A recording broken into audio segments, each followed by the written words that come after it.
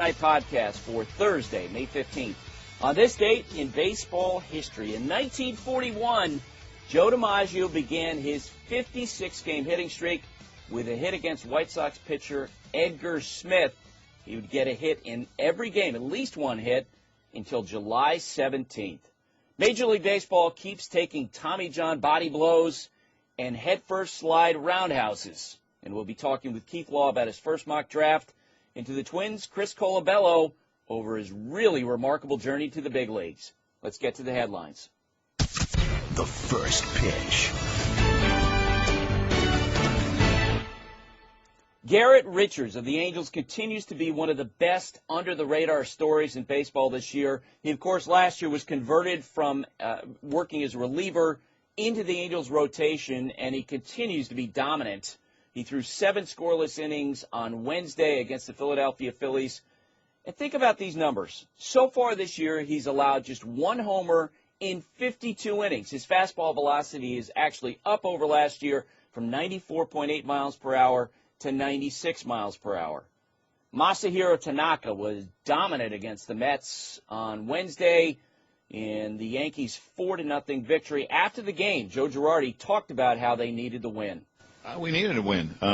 We'd lost 4 straight after having, being 3-1 on the road trip, losing the last 2 in Milwaukee, a couple tough games, losing a couple tough games at home. I thought Tanaka was really good again, and I thought he got better as the night went on.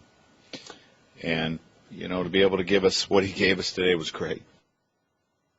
A shameless self-promo. Tanaka is the cover story for ESPN, the magazine, this week.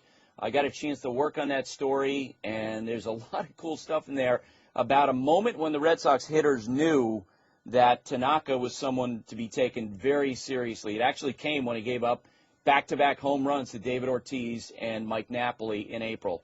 The Yankees say CC Sabathia has degenerative change in his right knee. They didn't specify exactly what that was, but he will receive a cortisone and stem cell shot in hopes of aiding the issue. Yankees general manager Brian Cashman said the team is not sure yet what this will do with Sabathia's timetable. Another guy got hurt sliding head first. I was watching when this happened. Rays second baseman Ben Zobrist had to leave Wednesday's game. He was sliding head first, and his left thumb jammed into the ground almost like an anchor, and he wound up dislocating his thumb on that play.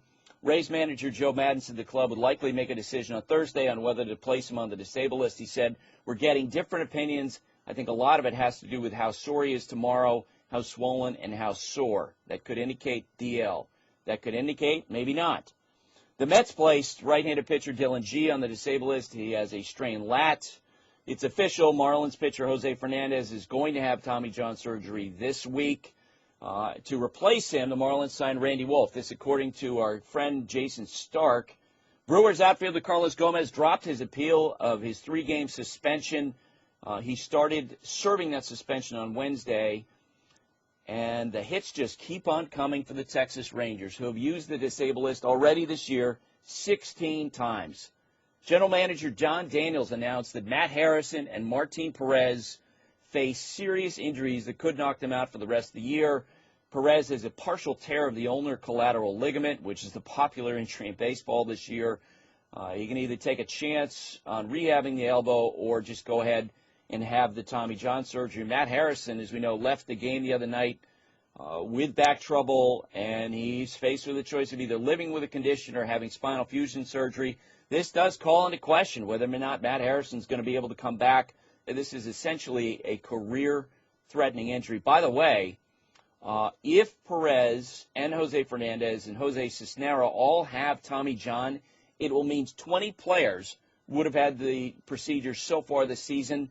That's the most ever through the month of May and more than there were all of last year. So in other words, if those guys have Tommy John surgery, we'll already have had more Tommy Johns in 2014 than the entire 2013 season. Richard Durrett covers the Texas Rangers for ESPN And Richard, I don't think you can describe this turn of events for the Rangers as anything other than almost a coup de grace on this unbelievable stretch of injuries that they've had. What do you think? The general manager, John Daniels, said he's never seen anything like it. I think he used the term that's been startling. It's really strange to see all the injuries now culminate with two guys who could be done for the year and another guy who might be done for his career. Martin Perez, at this point, they're trying to determine what they want to do. He could have Tommy John surgery. They could wait 10 to 12 weeks and see how he feels. It's just, I think they're going through that process right now. And then in Matt Harrison's case, he may need spinal fusion, in which case it's a may or may not even come back from situation. He's already had 2 back surgeries last year, had a minor setback where he just felt some tightness in spring training, but nothing structural, and he was perfectly fine all the way until the other night when it was obvious he didn't have his velocity there. It was obvious he was stiff. He finally came out of the game, and now it appears that more back trouble for Matt Harrison. That is 2/5 right there of what was supposed to be the starting rotation. Remember, Buster, not just for this year, but for the next 4 or 5 years, based on the contracts that they gave these guys and how they laid it out. It changes a lot of things if you combine that with all the other injuries. Yeah, and I think if Martin Perez winds up having Tommy John surgery, we've seen that trajectory for so many pitchers. It's possible that he would be back and be effective sometime in the second half of next year. But this does seem like it raises serious questions about Matt Harrison's future and whether or not could turn out to be essentially career-ending injury, yes? Oh, I think it does raise those questions, yes. I mean, he had 2 back surgeries from Dr. Dossett last year and then had the TOS, the thoracic outlet syndrome, for the second time. So he had 3 surgeries total last year and really worked hard to work himself back. But when you go through all that, then you put your body in a position where if something else goes wrong, it depends on what it is, then you've got to start thinking not just about your baseball career, but about your life, about walking around, about doing everyday things. Certainly none of this threatens that, but if he were to have surgery, come back, and have something else go wrong, then I think all those questions come up again. So he's going to have to do some soul searching and some more discussion with the doctors to figure out exactly what surgery is needed, and then if it's worth it for him to try to make the comeback. He's a fighter. He's a guy that loves the game. I think if there was any chance, he's going to try it. But, again, the road gets just that much more difficult for him after so long it was for him to return now. To go through this is just really hard. John Daniels, their general manager, announced that, or announced is too strong a word. He basically told reporters that they were going to look for internal solutions, which I think is the right thing because if they were to go out and trade prospects for some of the pricey pitchers they could get on the market, like a Jason Hamill, that would be like pouring paint down a hole. It doesn't make any sense to me. But he made reference to internal solutions. What do you think those could be for Texas? At this point, you're talking about Nick Tepish now goes into the rotation every 5 days, and he pitched last night. I think Nick Martinez will be in that rotation and probably should, a young pitcher who's shown them a lot, but a guy that needs to pitch, frankly, every 5 days, whether that's at the majors or minors, he needs to do that. Looks like now it'll be at the majors. And then the backup piece, if you will, is Joe Saunders, who continues to rehab, hasn't looked terrific in rehab and didn't look great before the injury issue when he was hit off the ankle there by Evan Longoria. But he continues to rehab and certainly would be an option for them. That's really, to me, the major internal option. Scott Baker's another guy that they can look at. He cleared waivers and is starting again in Round Rock. So that's what Daniels means. And I agree with you. You talk about David Price and some of these other guys that you never know could be out there. That would cost so many in prospects that at this point, this club, are they a David Price away? Not really. How can you say that with all the injuries to the pitching staff, the fact that the team's offense is 11th in runs scored? I don't think you say, okay, give up on the season. But I think at the same time, this is not the time when you strike and unload a bunch of your prospects for a big name when you just don't feel like you're close enough to realistically do that. Hey, Richard, thanks for doing this. Okay, Buster, thanks. Now, before we bring in Keith Law, I want to tell you about Audible, which you can learn about at audible.com. It's an on-demand audiobook service. Josh, do you read? I say that I do. When I was on vacation, Buster, the vacation that you give me such a hard time about, I read a book cover to cover for the first time, I'd say, since school. Well, then you should be checking out Audible, because that's where you can get books. You know, when I asked you that question, I thought you'd get offended that I would ask you if you read, but the fact that you seriously entertain that question is something you should think about going forward. And you should think about Audible. They have over 150,000 titles to choose from fiction, nonfiction, bestsellers, every category imaginable. Free apps for iPhones, Android, and Windows Phone. Download and listen on your iPhone, your iPod, Android, Kindle Fire, Windows Phone, and over 500 MP3 players. Unlike a streaming or rental service, with Audible, you own your own books. The My Library feature lets you access your books anytime, even from your phone. That's audible.com. Whisper Sync for Voice lets you switch back and forth between your Kindle and audiobook without ever losing your place or missing a word. Immersion Reading on Kindle Fire HD lets you listen and read at the same time and highlights the text as you read along with the narrator. Chapter navigation and annotated bookmarks, sleep mode, button-free mode. You can even control how quickly or how slowly it's narrated. Why would you want to try Audible? You get a free audiobook of your choice and a free 30-day trial membership. So why wouldn't you? Why you want to stay with Audible? With the Great Listen Guarantee, you can't go wrong. Here's how it works. If you decide you don't like the book you choose, no worries. You can exchange any book you aren't happy with for another title anytime. No questions asked. Audible is offering our listeners a free audiobook of your choice and free 30-day trial membership. Just go to audible.com/baseballtonight and choose from over 150,000 titles. Download a title free and start listening. It's that easy. Go to audible.com/baseballtonight. That's audible.com/baseballtonight and get started today. It's more than just a conversation. It's the weekly dish with Keith Law on Baseball Tonight. Keith Law is a senior baseball writer for ESPN.com and ESPN Scouts, Inc. And Keith, I don't know if you agree with me, but in some respects, I almost think that this, and it's not the preferable avenue for the Rangers, obviously, to have so many injuries. But on the other hand, in terms of what they do going forward, I think this actually clarifies the situation for them where, you know, and I understand why John Daniels was telling their reporters last night, look, we're going to look for internal solutions because what's the point of spending resources to try to prop up this team against this unbelievable wave of injuries? Do you agree? Yes, I agree. Because there's nothing they can do. It's not like they can go out and make a series of trades at a point when the trade market really doesn't exist. We just don't see trades at this point in the season. It's not like there are free agents they can go and get, obviously. I guess if they needed a shortstop and a DH, they could probably pull that off, but unfortunately that's not what they're looking for. So they just need to try to patch it internally. And that's not to say that Scott Baker and Nick Martinez are going to be able to replace what they're losing with Harrison and Perez, but it makes much more sense both for the short and long term to try to do that, to try to handle this internally and hope that they can just kind of float it until Derek Holland comes back. Hopefully they get something out of Harrison in the second half of the season.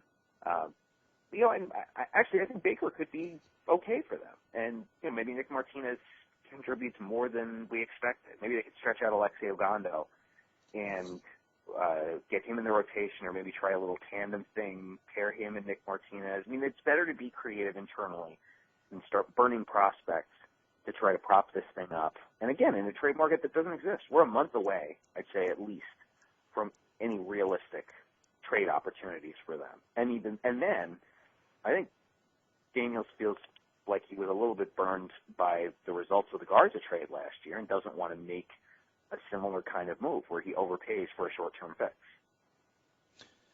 And not a little bit burned. I've heard people within that organization have tremendous regret over that trade.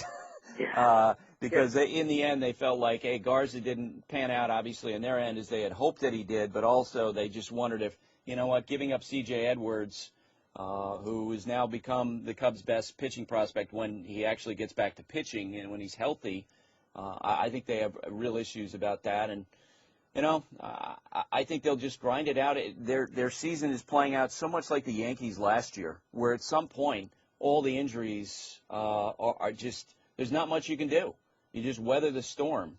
And if they stay at 500, then I'm guessing that the Rangers will probably feel a little bit like Brian Cashman talked about this spring, where he essentially thought that the Yankees outperformed where they should have been in 2013. Martin Perez, I don't think has been much suggestion at all that there was anything that was done wrong with him, because the Rangers are as progressive as any organization in baseball in terms of how they handled their pitchers. We saw earlier this week Jose Fernandez go down, and he was handled according to conventional wisdom with pitch counts and innings counts absolutely perfectly by the Marlins, and now he needs Tommy John surgery. And I'm curious about what you're hearing, what's your take now on where we stand with innings counts and pitch counts, because I wrote earlier in the week that there were more and more people that I was speaking to who were saying, you know what, we don't know. There's no science behind this. These guys aren't coming to us as blank slates. We don't really know that much about their history as amateurs.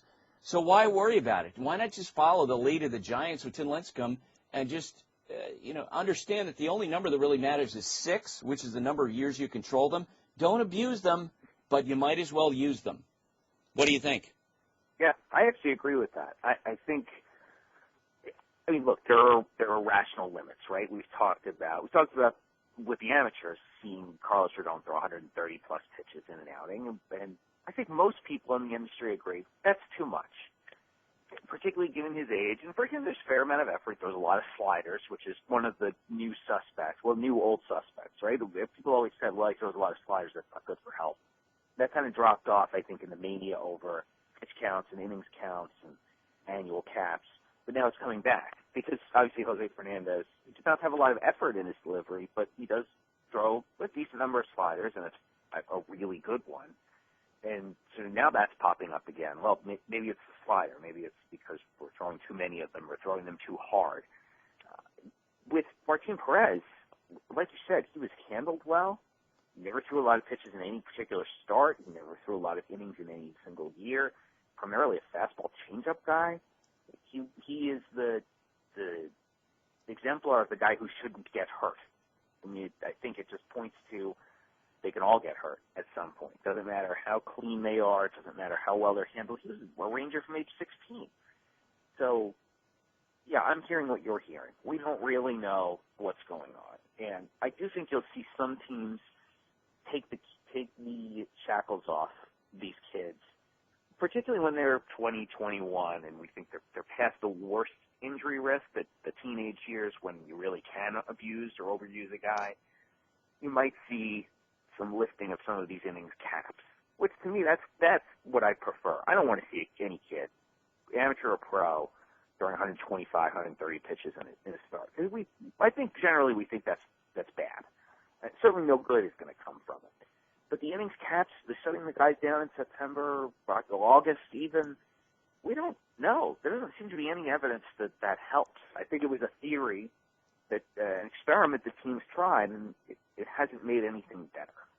Keith, there's a lot of discussion in Pittsburgh, and I was there the other day about Gregory Polanco and the fact that the Pirates continue to keep him in the minor leagues, despite the fact that he's got an OPS close to 1,100 in AAA.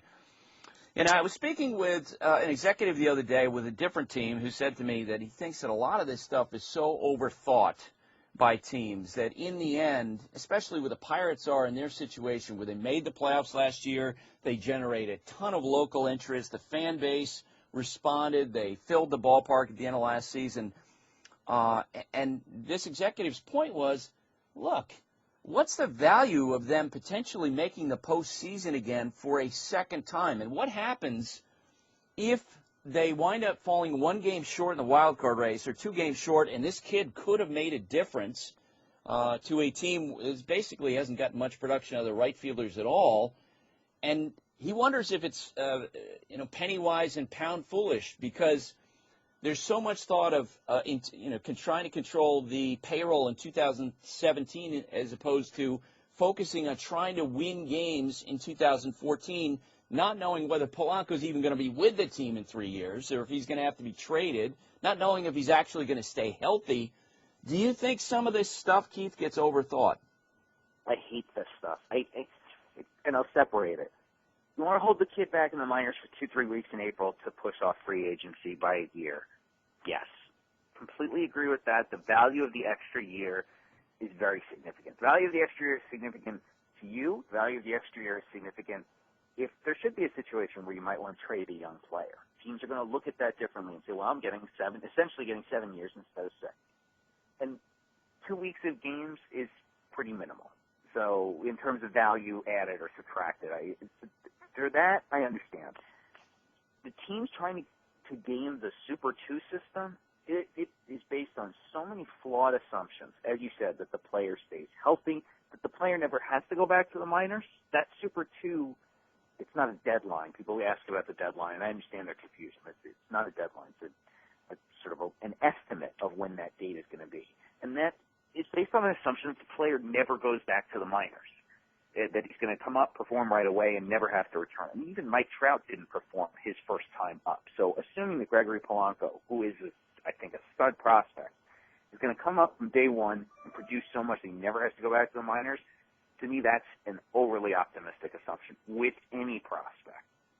It also is based on this assumption that you can guess what that number of days is going to be when we won't know for 2.5 years how many days in the first year are going to be required to push a guy over that Super 2, which is an arbitration term. I guess I should have said that up front. They're trying to push to avoid the player becoming eligible for arbitration a year earlier than he otherwise would. You're trying to guess what that date is going to be when you don't know. It depends on what other teams do. It depends on what other players come up, stay up, get sent down. 2.5 years from now, you're going to find out if you made the right decision. And then you mentioned the biggest thing of all, which is you're talking about probably 50, 60 games where you are willfully living with an inferior solution. And it's not just the Pirates. Cardinals fans are all clamoring for Oscar Taveras, too, and kind of the same, very similar situation. You're willfully living with an inferior solution when you've got a guy in the minors who could help. It's not a guarantee, but it's a pretty good chance that he could help and be worth an extra win or two of production in that period of time that you're keeping him in the minors just to try to save money 2+ years from now. I think that is a house of cards of assumptions that it collapses under any rational analysis. And trust me, I've railed on moral hazard questions with GMs who only look at the short term and don't consider the long term. I think this one is the opposite. And every team is guilty of it. GMs who are thinking a little too much about the long term here and not enough about the short term. That's not a criticism of the Pirates. They all do it. It is an industry standard practice at this point, and I don't think it's the right thing, particularly for clubs who are contenders or in the Pirates situation where they may not look like contenders today, but they're really not that far off. Keith, we got about 1 minute before we talk to Chris Colabello. Tell me real quick, who's number one on your mock draft, which will be posted later today?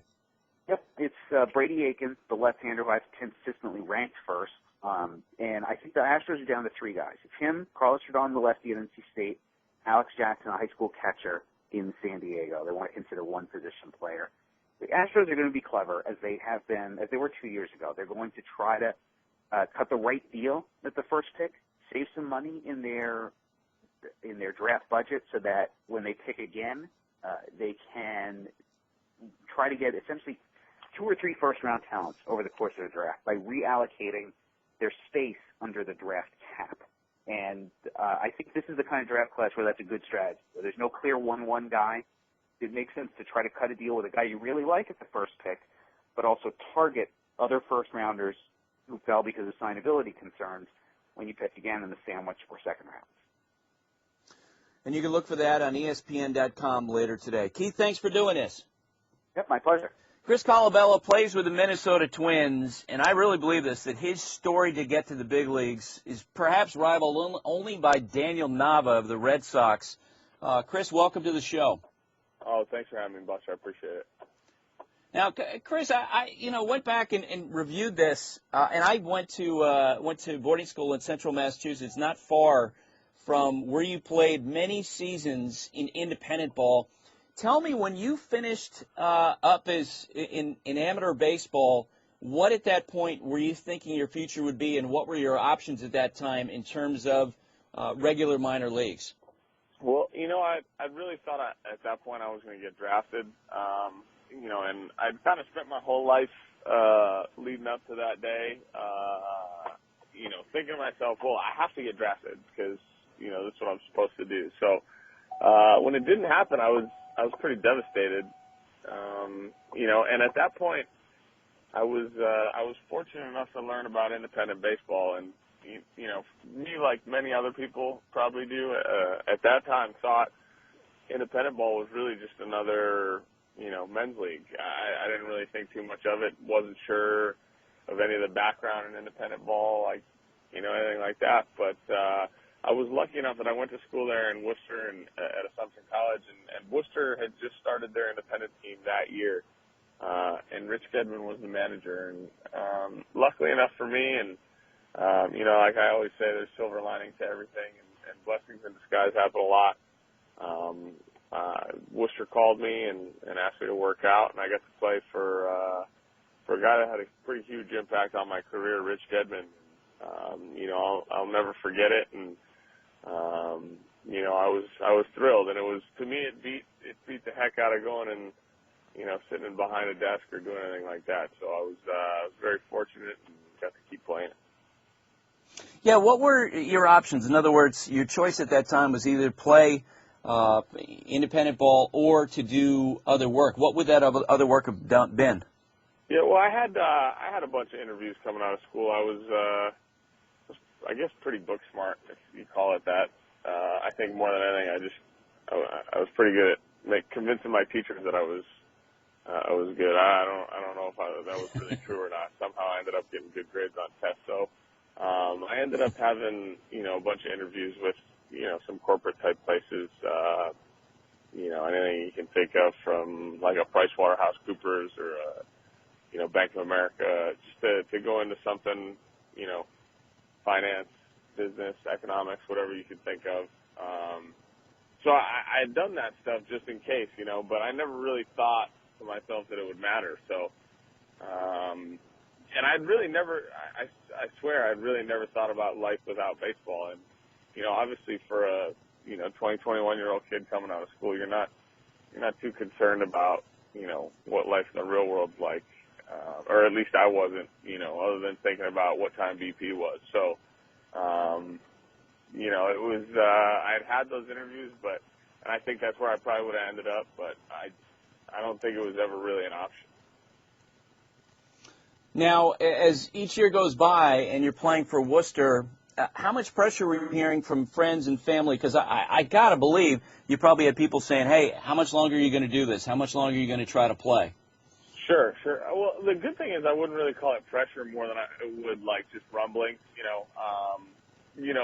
My parents were super supportive. Baseball's in our family's blood. I had some friends that from time to time. And to be clear, not to interrupt, Chris, but just to be clear, what you're referring to, your dad played in Italy for 7 years, correct? Yeah. He, kind of a little bit of the same story as mine. Came out of school, really thought he had done enough to get drafted at that point. Was one of the better pitchers on the East Coast, and his high school days went to UMass and pitched there. Took him to the College World Series his sophomore year, but had some injury issues and really didn't get drafted. So he ended up going to play in Italy, and kind of the same thing as me.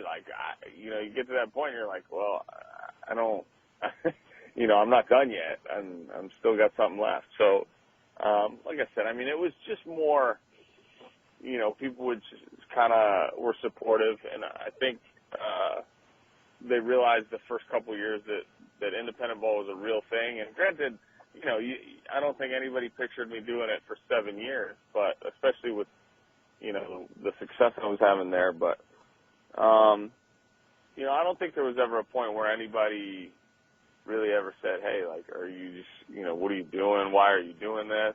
Give it up already. But, certainly it starts to creep into the back of your mind individually, to think, how long can I do this, and what's the purpose behind it? But, I was lucky. I had a lot of good people around me, and I figured that, a day on the baseball field is better than a day anywhere else, especially if somebody's giving you a little money to do it. And I was still working, off-season jobs to kind of make some money and things like that. So I was doing okay. What were your off-season jobs? Well, I taught a bunch of, primarily I taught a bunch of baseball, which was great because it keeps me around the game. up in Massachusetts, as you know, up in New England, there's a lot of indoor facilities for the winter where kids have to go in and hit in cages and kind of, do all kinds of private lessons and things like that. So by the time, I got to my fourth off season, probably I built a pretty good following, and I was around Rich a lot, and we were able to kind of do some stuff together, and wherever there was demand for it and things like that. But I'd do anything from substitute teach to whatever, like anything that was kind of a day job that you could be done in the afternoon. But then by like the third year, I would just do lessons and clinics and what have you. What was, in terms of how you thought about your baseball career, how were you defining your goal with what you wanted to do with it when you get to 2011, you're 27 years old and you're playing for Worcester? Yeah, well, obviously, my primary goal every year had been, let's figure out a way to get picked up. And honestly, because I had never been through it, I didn't really know what the process was. I knew there were guys that were getting out of indie ball, even at a little older age. Typically, the guys at older ages were guys that had experience, whether it was in the big leagues or AAA or AA. But, I was watching guys get out of independent leagues across the country. And I think you mentioned Daniel Nava. Danny and I have talked quite a bit, and he was a huge inspiration to me when I saw him get picked up, because I read his story right away, and I thought about John Lindsay too. I don't know if you remember, got up to the big leagues with the Dodgers. Yeah, and John played in the league that I was in 2006 before he got picked up. And I've talked to both those guys, and we think of it kind of like it's a fraternity. When you see guys get out of independent ball, especially that have a little bit different story, you're going to follow the guy. You're going to pursue it because you understand what it took him to do it, and you see the persistence in that guy and how much they love the game and their passion for what they're doing. So, I was just hoping that somebody would notice. I just kept telling myself, if you don't go away, if you don't stop, somebody could notice. And every year I ended up, 300. And a couple of years it was by the skin of my teeth, but it came down to my last at bat of the year, and I could have been 299 or 302, and somehow I squeak out a hit or whatever. And I think that a little bit of that consistency is what allowed, my name to kind of stand out off the page, where it's like, if he keeps doing this over and over again, I thought to myself, how can we ignore it? And then, eventually the 2011 season happened, and I kind of just let it all hang loose. I said, you know what, if it doesn't work out over here this year, I'll probably go to Italy and kind of just play over there for a few years, do what my dad did, and see what comes of that, and we'll go from there. But I made it a point in the off season that year to just kind of go in and legitimately do everything in my power to be the best player I could be that year. I didn't really focus on getting picked up as much as I did on every at bat, every moment, and before you know it, it led to a great year and led to the Twins signing me. As you mentioned, some people, teachers might have thought he was being book smart, and you understand the value of round numbers. I was looking at your stats as you were talking, and you're exactly right. 2006, 305. 2007, 302. 2009, 302. 2010, 301. But then in 2011, you hit 348, and the Twins sign you. How did that happen? Well, like I said, I went into that off season, and I'd always had this aspiration. As you just said, I showed the ability to hit 300 for quite a few years, and I think that was always like a really important thing to me. But I always wanted to be a guy who was considered a complete hitter, and I didn't think hitting 300 with 7 homers over 400 at bats was enough. So I had this desire to be like, I would watch guys like Cabrera and Pujols and in the big leagues in particular, guys that were going 300 with 30 every year. I'm saying, man, that's pretty awesome. Like, I think that's the kind of guy I want to be. And, I really dug deep into some, to some swings in the big leagues and to some of the best hitters that ever played. I would tell you I have, 100 guys, 200 guys on video on my computer, and this is all through a friend of mine from New Hampshire, Bobby Tewksbury. We just sat down and started talking about swings and kind of trying to figure out what those guys were doing different. Trying to start incorporating some of the stuff those guys were doing into what I was doing, and just really got to work that off season. Made some pretty conscious changes at age 27. After having some relative success for a long time, and I was scared because I was like, man, well, I've hit a certain way for this long, and it's worked out pretty good. Like, how do I go do something different now? And thankfully, I opened my eyes, opened my ears, and things changed, and I was able to kind of combine for the first time, really, or maybe second time, I guess, really combine the ability to drive the baseball and the ability to be consistent all into one. And those changes must have worked because ultimately the Twins wound up calling you up. Your debut was May 22nd, 2013. What was the coolest thing you remember about that first game you played? Oh, man. Well, I can't field, and let me preface this by saying I was like in a state of deliria. I think I hadn't slept all night. We had had some bus issues the night before when we were riding back from Lehigh Valley to Rochester, and obviously the excitement in me was just on a whole different level, and emotion and things like that. And before you know it, here I am at Turner Field, and I'm hitting the cage, and I found out I'm playing right field, which I hadn't done very much to that point. And I'm sitting there, I'm like, man, this is pretty cool. And I remember going out to the field at about, I probably went out, it was a 12 o'clock start. I went out at about 11:15 after I'd hit in the cage, got out there before everybody else, and just kind of sat in the dugout and really tried to soak it all in.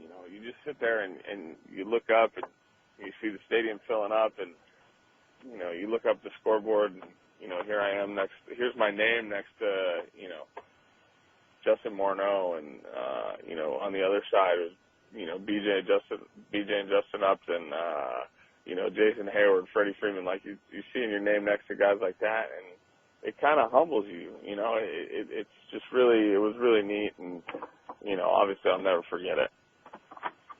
Now, during the last offseason, after your showing last year with the Twins, you generated some interest from teams in Korea, and reportedly you were offered $1 million contract, and you turned that down because, and this is your quote that I read, going to Korea would mean giving up on the dream of being a big leaguer. So my question to you is this: now that you're experiencing it after all those years of playing independent ball, tell me about the cool things about being in the big leagues that we don't see from the outside. Well, I get to go into the field every day, and people, recognize you and know who you are and things like that. And all the same things that you dream about when you're, when you're a little kid. I mean, I think they still bring a smile to my face, and it's, it's pretty inspiring stuff. Like, to watch the way people react when they're around you, and, walk in and have first-class spreads and first-class starter flights and things like that. It's just, it's hard not to smile, especially after 7 years when I was riding buses and that were, beat up and smelled bad and didn't have spreads. So, all those things. And I think getting to share it with my dad, too, especially like when he's, around here. He got to come to opening day this year in Chicago, and I remember how big the hug he gave me was, and it was pretty cool. Hey, Chris, I'm so glad I got a chance to talk to you. Congratulations, and I'm really happy for you. Thanks for doing this. Thanks, Buster. I appreciate it. Thanks for having me on. One last thing. A couple of things, actually, from within the offices of Major League Baseball. First, the New York Daily News is reporting that Major League Baseball is forming a search committee for the next commissioner.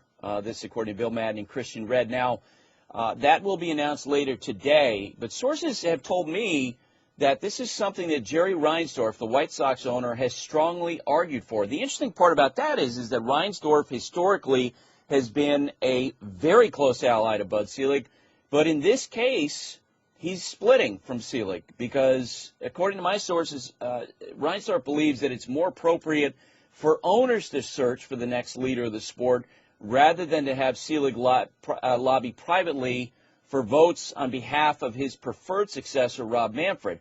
And I'm told Manfred so far is said to have the backing of about two-thirds of the teams, with Executive Vice President Tim Brosnan running second in support. Reinsdorf and some of the other owners believe Selig actually shouldn't have a pivotal role in the choice of the next commissioner because the bottom line is that he doesn't have as much invested in the future of the game as they do as current owners, because Bud is moving on and has made it very clear he wants to go on and do other things. And yesterday, Major League Baseball announced that it had changed the decision in that David Ortiz play from Yu Darvish's near no-hitter. If you remember, during the course of that game, Darvish had a perfect game in progress. There was a pop fly to right field. The ball fell, and ultimately the official score ruled it an error. Well, that's in keeping with the written rule, which seems to reflect that any play deemed by the official score to require ordinary effort that could have been made, you can give an error on that play. But as we know, historically, pop flies that fall untouched have been called hits, and that's where Major League Baseball decided to go with this, where they retroactively gave David Ortiz a hit on the play. And I was told that going forward, you can expect that Major League Baseball is going to at least have some discussions about whether or not that written rule should be altered for the 2015 season. We'll have to see which way that goes. That's it for today. My thanks to Chris Colabello, to Keith Law, and to Richard Durrett, and to Josh Macri, who produced this podcast. Thanks for listening, and have a great day.